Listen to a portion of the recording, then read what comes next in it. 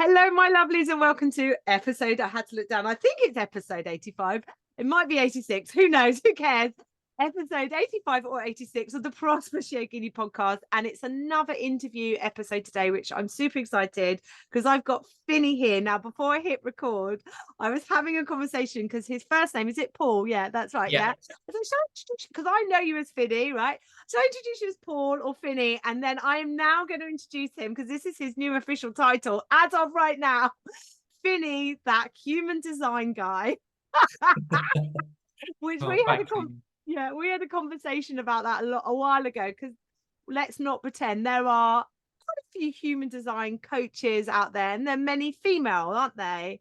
Yeah, there is. That's right. And I think it is a very like probably all spiritual wellness facilitators. It seems to be very like female dominant. Yeah. Well, Yeah. the other landmark thing about this episode, Finnie, is you're my first man.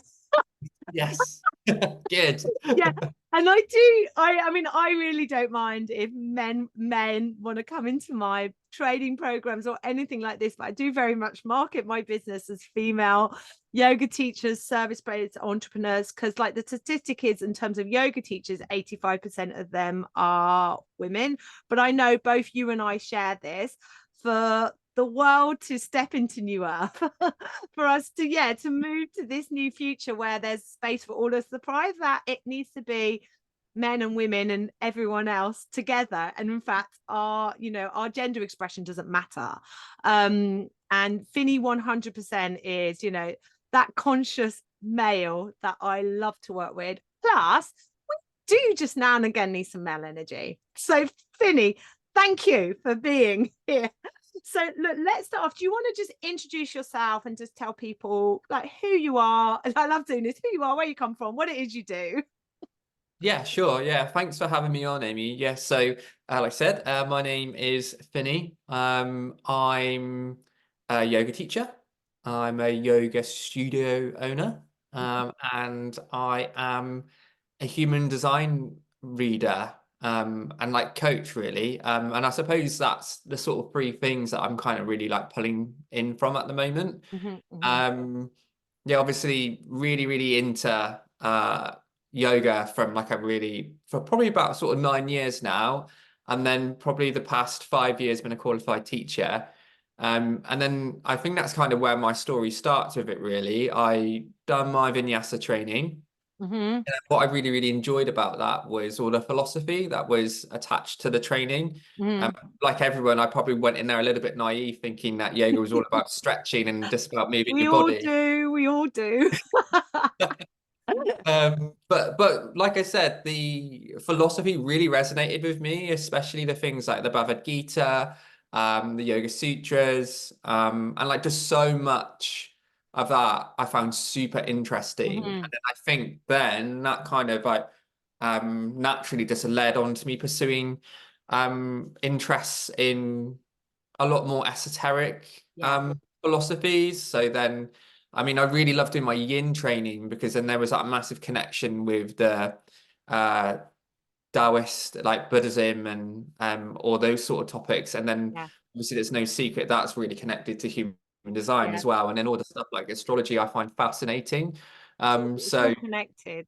Yeah. So like I think being a yoga teacher, it basically gives me, it was like my gateway drug into knowing all this sort of stuff. I think you have like, so I liken it's like peeling an orange. Like you have your initial layer and like, oh, I'm going to train to be a yoga teacher, and then you're like, oh my God, this is just so much deeper. And you learn about the philosophical side of things. And then you notice there's a correlation to this and there's a correlation to that. And the next thing you know, you're like, this is all interconnected. This oneness, this wholeness that they keep going on about in the Bhagavad Gita and Patanjali Sutras actually is a thing.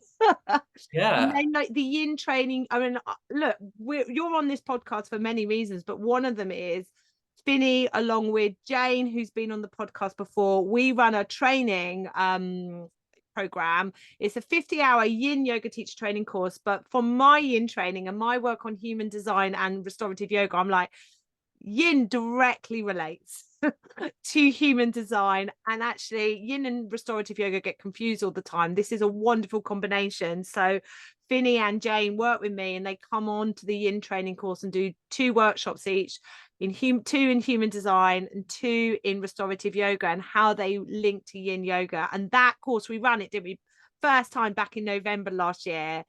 It's magical. And actually, I'll do a plug right now. If you're listening to this podcast episode before the 24th of February, we're going again on Zoom, and I'll put the link to the show notes.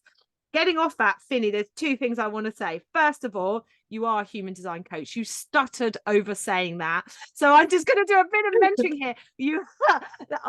You are so well qualified. You've done hundreds of hours of training, and the work that you've done with you've worked with my foundation teacher trainees, you've worked inside the mentorship program, and obviously we've got that joint yin training, and the work you do is phenomenal. So you can very proudly call yourself a human design coach, right? Yeah, thank You you. are there.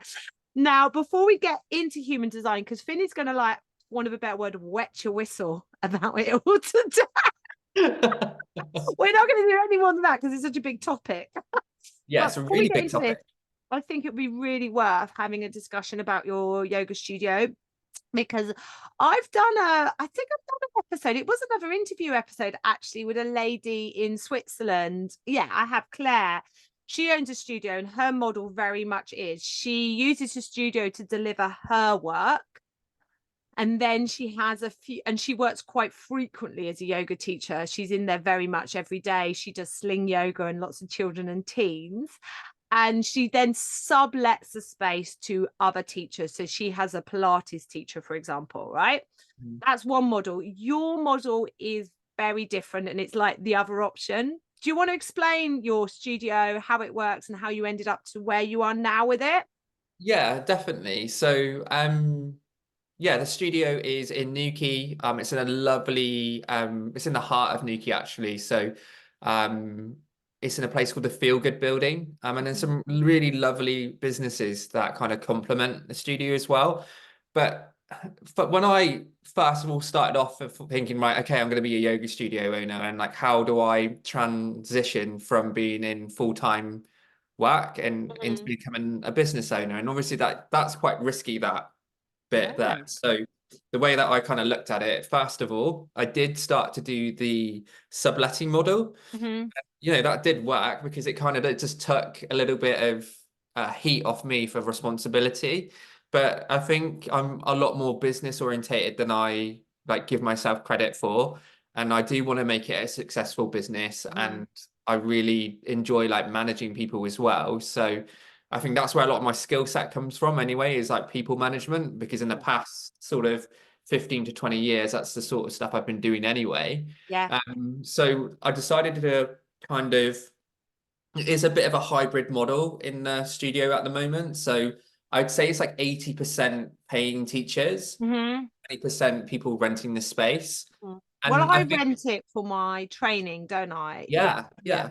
And it is really interesting because, yeah, there's people, especially for events and teacher trainings and stuff like that. Yeah, like it's great to rent a space out because it gets used, and that's awesome. But I think from a class perspective, you have a lot more autonomy and sovereignty around like offering when you're paying teachers, and then you can make it sure that the customer is getting a lot more option across a broader spectrum of booking. So I have a centralized booking system. So you can book, you can buy obviously packs, memberships, and that just kind of allows you then to be able to jump onto any of the classes that you want to jump onto. But yeah, it is, yeah, it's definitely feel, because what you've got to really figure out is like yoga teachers want to be paid good money for teaching, but also the studio's got to take money as well at the same time. And I hate saying it, it icks me out about talking about money, but we're like, if you're opening a business, especially one that involves like health and wellness and it's a service, like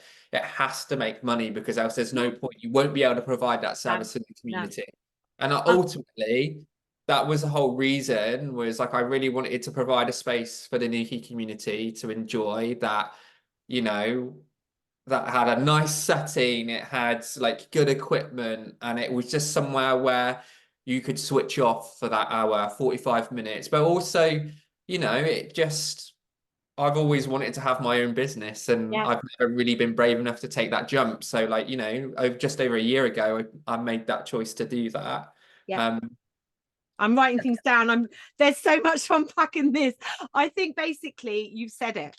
There are basically two models in terms of studio ownership. You either gonna rent a space out. And I think as a yoga teacher, if you're like teaching quite a lot of classes, and I was this person teaching quite a lot of classes, then it probably makes you hit a point where you're like, I'm done with driving here, there, and everywhere, lugging this kit around, finding the key to the village hall and sweeping the village hall. I want my own space that I have control over. And that was me. That was that teacher. So I had my classes and then I subletted the space to help cover my rent. And actually, I think in the end, I was covering my rent plus making a small amount of money from the actual studio subletting. But that only works really if you are teaching a lot. And I don't know if you've picked up, but Finnie is also working. But I think it's more that you're a projector, Finnie. And we'll talk about human design in a minute. But I know because Jane, who I've already mentioned, who's one of my, you know, close friends, she's a projector too. And it doesn't mean projectors can't teach lots of weekly classes, but my experience of them is that they don't actually overly aligned with tons of weekly classes anyway. So I think for you, the model where you have a studio and there's a central booking system and there's teachers that are effectively teaching for the studio, this is where you build up the community. And you said your why in amongst all of this. You were like, my why was I wanted to create a beautiful space for Newquay community, and it is beautiful and it's really well equipped, right? And that community only comes from, I go onto a booking site and it's just you and it's just the Anata studio, and then I have a range of classes. When you go down the model of subletting, you don't have a central system. You have all these different teachers with different websites, different booking systems, and the messaging is just harder to navigate. And you've also, if you're going down that route, and I got it a lot, some of the teachers renting my studio would be like, oh, it would be nice if the studio had its own Facebook page. And I just refused point blank, because I'm like, no, it is not that type of studio. It's my studio. you know, and you're renting space where you are the community built around this studio. And I think really that you're there in terms of that 80-20. Of course, you can sublet it to people who, like me, who want to run a training program, or someone who wants to run, you know, an afternoon or a day training or workshop. But largely the classes are central booking system, and it has to be profitable for it to be sustainable. And I want to say the one thing that many people, and I say this with lots of love, guys, because I've had the studio dream. People don't factor in the fact there are 12 months in the year, 52 weeks in the year. Some of those weeks are Christmas. Some of those weeks are Easter. Some of those weeks are August and July in Cornwall, where it's like, you know, find them on the beach, not in the studio. And you have to account for that. You have to have an annual plan. But your annual plan, will you agree, doesn't begin to emerge after you've traded for 12 months, would you say?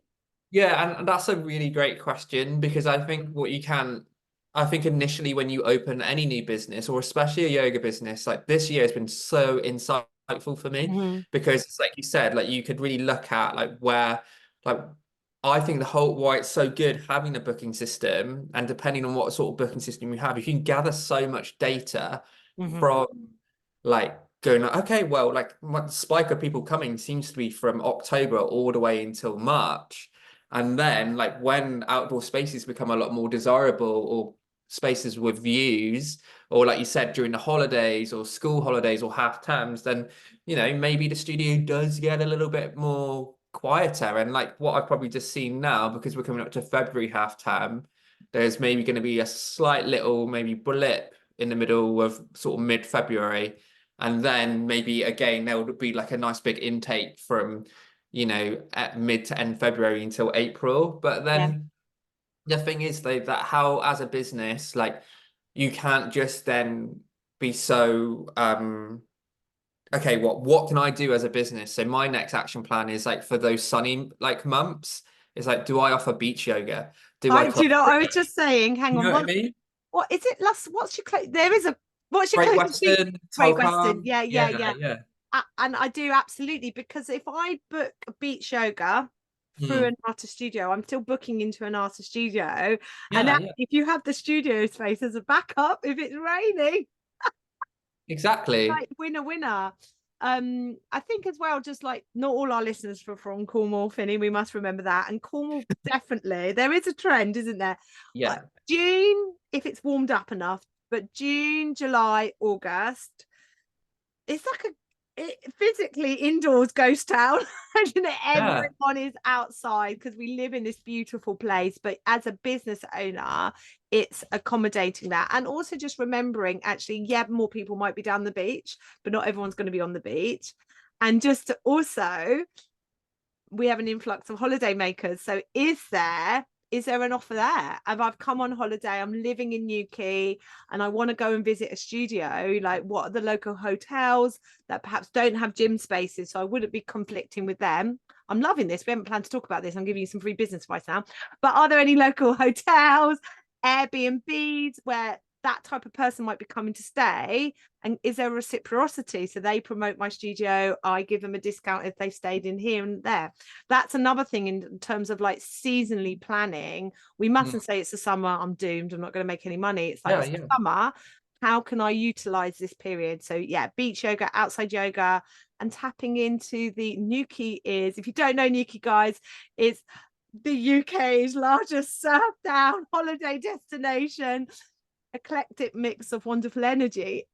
So, Finny, let's get on to human design, because this is what you're really here for. But that was gold dust, guys, on studio ownership. I hope I haven't put anyone off, but I really just want to stop anyone from signing on the dotted line without joining my mentorship program or having a plan.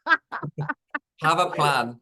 Have a plan. Definitely. Yeah. Get in touch, guys. You can either join my mentorship program and work with one-to-one, and we'll plan it. You've got to plan these things. And you know, hoping for the best sometimes can be a surefire way to a stressful situation when you've got a monthly overhead of a studio. But the pro of all of that is you have this just wonderful space that's yours, and you can Yeah. build a community around. So human design, Finny, it's a big topic. Yes. Yes, it is. We've got about 15 minutes. could Okay. you could you summarize? Yeah, definitely. So I think this is such a great question. And when I first started doing human design, it was really hard to explain. But if I was to explain it in the most simple sentences, I would say it's a blueprint or roadmap to your authenticity. And it's just celebrating, it's giving you a permission slip to be who you've come here to be, basically. So what we're saying, there's so many, we could get so detailed in to the things that make you who you are. And there's some amazing systems that come together in this synthesis that is human design. And what it then allows you to do is take this really aligned approach to you stepping into your greatness. And I think that's the best explanation I've ever I love it. I love it. done. I like, and if people are going, I still don't know what it is. It's it's like your horoscopes but personalized, It's isn't it? astrology on steroids, pretty Yeah. much, if you were like to compare it to anything. So we pull in from loads of esoteric systems, okay? So all that means is like esoteric means hidden. So it's been hidden from us, okay? But we talk about things like astrology, and then we talk about the I Ching. So and these gates from the I Ching, there's 64 of them.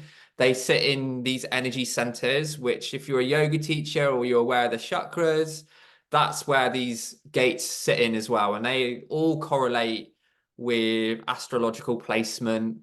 And these 64 gates travel through all of the planets in our solar system, and they have a massive influence on your chart. And then what we're saying is that because of those influences, sort of 3 months before you were born, and then 3 months later when you're born, this has almost like this is the science part now, where all the energetics from all of this happening has a massive imprint on you and makes you who you are. Mhm. And, It's like your electrical programming with it's like yeah, it's like your programming from the universe. What was the energy at that time, the energy of this time, and this is your map. And it is so unique to you that you're like us. We're snowflakes. We're all with our own unique map.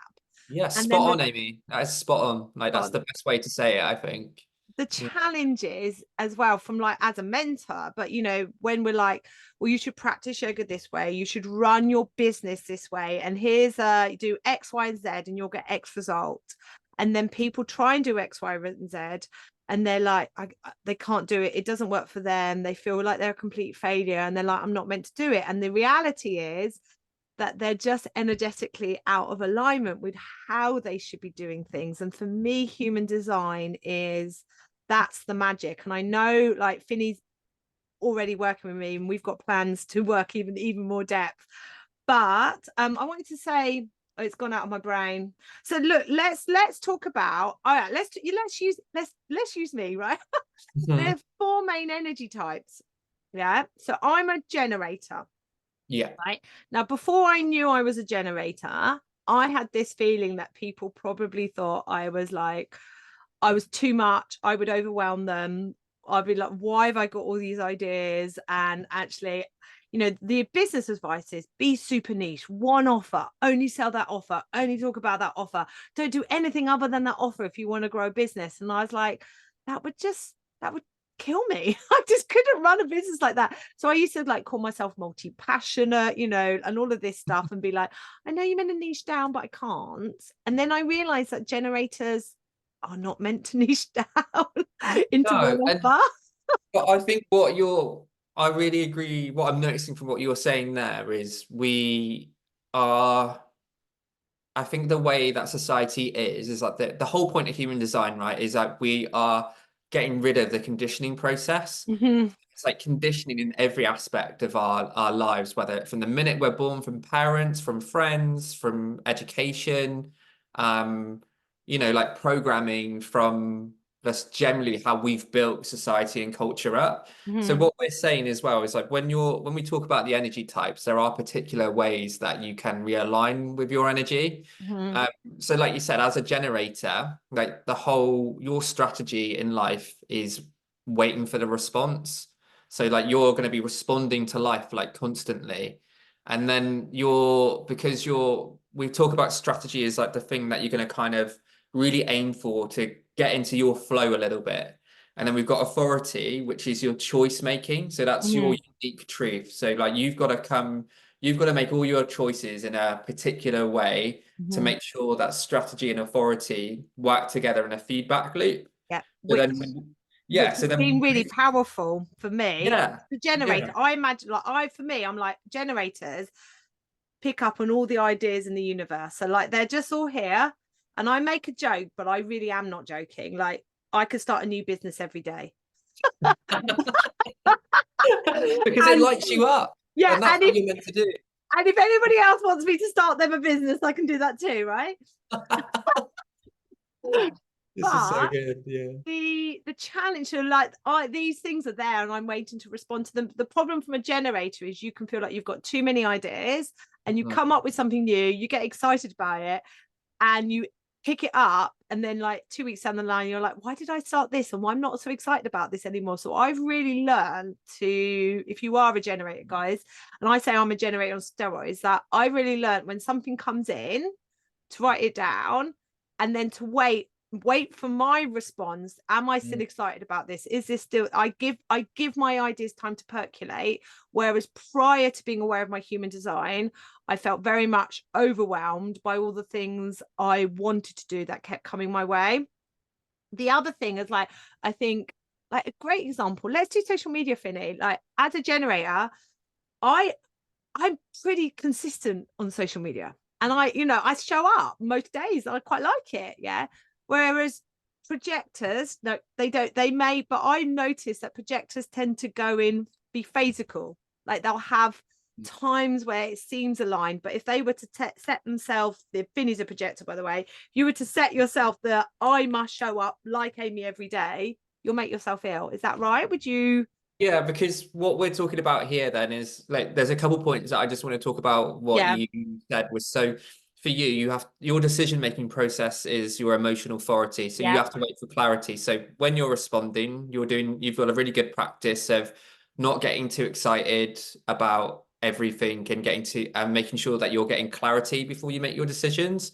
So that is a really good point for people to take away if they really need to look at their authority, because that's a good way of you to make sure you're honoring your decision making Hmm. process. Hmm. And then the second point I wanted to make was, yeah, obviously a generator is an energy being. So they have this built up motor, like their sacral center, which is, you could be correlated to the Swadhisthana chakra uh, in yogic philosophy. So this is where like all your vitality comes from, all your energy. So you've got all this Hmm. energy to keep on going and showing up. But for a projector, they're a non-sacral being. So we don't actually have that consistent energy to pull from. And that's the hard thing, because we are living in a generator frequency. Hmm. So Hmm. a lot of that is a dominant frequency on the planet, and it's great because we wouldn't have got to where we are as a species now without that frequency. Hmm. So but the projectors are they're the guides, they're the seers in the population. So they're here to guide that energy a little bit more, but it's not, and this is really hard, isn't it? Because we are told in life to be consistent. Like every one of us are. We're like, you have to Yeah, go do this every show day. up. Yeah, show up if you want to be a success. But I think this is the really hard thing, isn't it? Because we're all having to really unravel years and years of conditioning. And Hmm. then like whether that's generational conditioning, whether that's childhood conditioning. And the thing is, it's not our parents and aren't respond obviously they've brought us up and they're just doing the best job that they can. Yeah, But yeah. I There's think no, I think always when we talk about conditioning and programming, childhood experiences, childhood conditioning, generational conditioning and programming, and it's not like anybody did anything bad. backwards. Yeah, Yeah. yeah. Yeah. Um, so I think generators are like the Duracell bunnies, right? Okay. Yeah, yeah, yeah. Right, then the next, I think we'll just focus on like the four like energy types, and then Yeah. you know what? You're gonna have to pay Finny for a reading and some coaching. We'll put a link into Finny, the lady he's trained with. You can go and get your chart and start to find out about this. But listen, guys, like I've been doing this for 18 months. I've scratched the surface. Finny's done hundreds of hours and years of training on this and is still learning. It's like an unfolding practice. It's like your yoga practice. So we've got the generators, and they're the energy beings. They're like and we make up the vast majority of the population. I'm going to say at the moment, Finny, because you did say something once in the training, how there's a rise in projectors, and I wonder whether we're shifting in like human evolution Yeah. change. So, like, just to break it down, then, so it would be the generator types. So Yeah, generator type. we've got the OG generator, and then we've got like a offset of a generator, which is a manifesting generator, Yes. which is a hybrid. But obviously, again, that's a sacral being as well. So you have to have your sacral defined to be a generator or a manifesting generator. Then we've got the manifester. So that's a non-sacral being, but you can have any of the other centers connecting to the throat. So manifestors are classed as non-energy beings, and like they'll have urges to like again, they won't have a consistent energy to pull from depending Mhm. on what energy center is connected to the throat. But they'll get these urges of wanting to work for like say 3 weeks or 3 months of the year. It just Mhm. depends. Like it is really that individual and that Mhm. specific. But then we'll go on to like say the projectors, which are, classed as a non-energy being, so you don't have your sacral defined, so you don't have a consistent energy to pull from. But it's again, yeah, a guide energy. So again, you can have like a motor connected to a motor center. So you could be like a root defined projector, like an Mhm. energy projector, we would call it. So there are loads of different Nuances within it. yes, perfect, like way to describe it. And then we got our reflectors, which are, they're completely like lunar beings. So like I say, they completely rely on their clarity comes from like a 28-day lunar cycle. And they're really rare. So they're like 1%. Projectors are around sort of 25%. Mm. And then we've got 10 to 12% manifestors, and then the rest of the frequency is that generator and manifest generator. But there are some really sort of locking key information about human design where the guy who started it obviously created all this information, and there are lots of like really amazing in-depth trainings that you can do with lots of stuff where we talk about what's going to happen all the way up to 2027. So we're like, there's this massive shift and in consciousness with people, and people are really wanting to become aligned, enlightened, authentic self. But like this stuff isn't just being made up like just quickly off the cusp. It's been in our scriptures, our philosophy for like thousands of years. And like, we talked about that earlier. Finny, I'm getting goosebumps. Well, I'm going to say we were born knowing this stuff. Yeah, and it's exactly not... so. Yeah, and I think this is so amazing that you said that, because actually, really, all this authenticity that everyone's trying to get through certain means and modalities, like you already have it. You already know.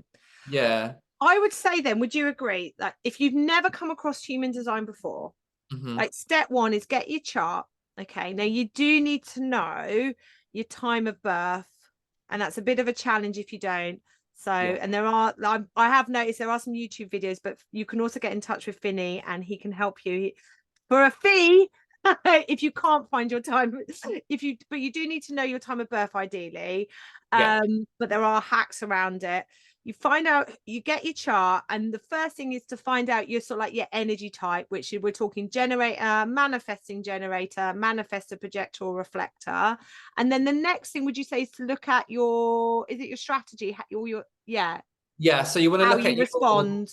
Like, so strategy and authority are really important. I would say because it's such a detailed synthesis, like lots of people literally just what they totally forget about the simple things. But if you just really, it's a real big developmental like practice, right? So start off with the basics. And I've done a workshop recently with a lot of the yoga teachers at the studio, and they all kind of, bless them, like they all jumped like the gun and were like, oh, I really want to know about this like stuff. And like, yeah, it is really important, but I would say give it time, because if you just learn strategy and authority, you'll be honoring all that stuff anyway. Because okay, so I'm going to put you on the spot now. You ready? Yeah, go for it. Like this. Right. Come on. So, because I found for the first sort of like 12 months, the thing I focused on was understanding what a generator was and what that meant. Right. So I'm a generator. What characteristics, massive, like this is massive generalization, stereotyping. I'm a stereotyping generator. Give me one characteristic of a generator, like how that. Okay, I would say they are. Or you can give me a few, but summarize a generator.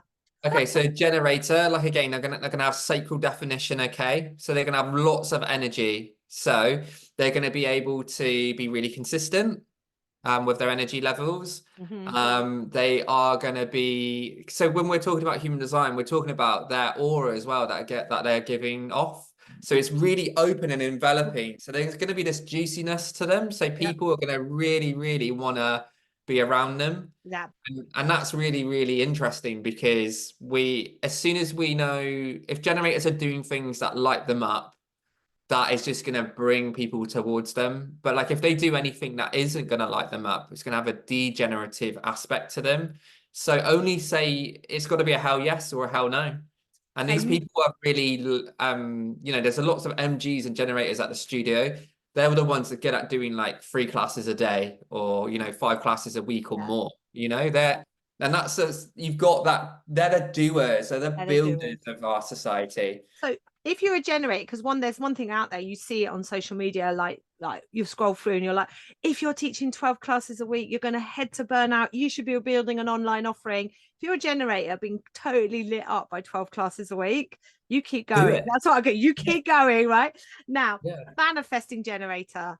So they again, so they're offset of the generator type. So again, they are going to have energy there, but also as well, what we need to do is like not call them out on pivoting and changing their mind. So a real thing that stands out to me about them is the fact that they're going to have lots of offerings or lots of different types of offerings, and they're probably going to change their minds a lot, and they're probably going to be you know, probably throughout life been told like that's a really bad thing to do and stick at one thing. But what we need to do is like if you've got any MGs in your family or in your close like circle, is really honoring their pivoting, because that's where all their magic comes from, you know, because they, you know, they're going to be able to go, well, I don't want to teach breath work anymore. I'm just going to teach meditation, or I'm going to literally, you know, I'm going to go off and do I'm going to go work on the yachts or something. You can teach breath work that way. You know what I mean? It's just like, don't be scared about changing your direction, because they move faster than a lot of the other energy types. Yeah. Do you think as well? I always think with manifesting generators, they need to generators. We can just show up. You know, we don't need too much time to recharge. Manifesting generators need to have a few longer periods to recharge. Would you say? Was that not? Yeah, I think it just depends. Again, there's so many nuances on that. Yeah. Okay. And then I think like MGs definitely need to think about their offerings as well. And I think they need to think about like what lights them up. So it's the same sort of thing as a generator, but actually they're going to be doing a bit of informing and responding. Right. And then they're also as well, we need to talk about the not self. Like, so basically if they're doing something that is frustrating them, laced with anger, then this is an unaligned offering for you. Like if you're in that, you know, like, guys, you are doing anything in your business and you're self-employed and it's laced with anger, stop. We have to I'm going to swear, if you're self-employed, you're the creator of your own shit, all right? If you're employed, it's your boss that might be creating the shit. Right. Okay, let's go on to projector now, which is you. Summarize them. Yeah, so projectors again, so they're classed as non-energy beings, and they're going to fall under this sort of guide energy teachers. They're very good for seeing things. They're really good at being efficient. So what a projector could usually do is get what it would probably take someone 8 hours to do. They could get it done in 2 or 4 hours. So their efficiency levels are really, really great. What they need to really make sure they're doing is they're waiting for the right, correct invitation. So they're making sure that they're getting invited and they're being seen. So you can never have invitations come to you if you're not being seen. And, you know, it is a real hard pill to swallow because, you know, like you said, sometimes we aren't the most consistent beings, but how can you be seen? Can you just be showing your own practice? Can you be, like, are you showing up in places like, have you got maybe a website, or have you got like a good Instagram page? Like, where can people find you? Where can you be seen? So then you I need to share Jane's Instagram handle, because Jane is like, when she stepped really into her projector energy on Instagram, and she'll have long periods where you don't see on Instagram, and then when she shows up, because it's so aligned, it's so captivating, everyone engages. It hasn't mattered. Yeah, and I think that's, again, it's just conditioning. You're thinking like, well, I have to show up because everyone else shows up, but then you're competing with all the generators and the MGs. Like, you can't keep up with that. There's no way you can. And that then becomes what we've got to be really careful of as a projector, like the not self theme would be bitterness. Yeah. And then you're going to be really bitter that you're not keeping up, which is not what you're meant to do. And again, it's hard to make these wide assumptions and sweeping statements, but from my observation of projectors, I've got a very close friend who's out of the yoga world. I find projectors work really well in 2 settings, like you are, Finnie. Actually, you're doing both of them, orchestrating, managing the studio. Yeah, guiding. You've got probably manjis and generators all in there teaching, and you're like the orchestrator of that. And that's very much my business. One of my dearest friends, she has a large product business. But she's not in the shop selling.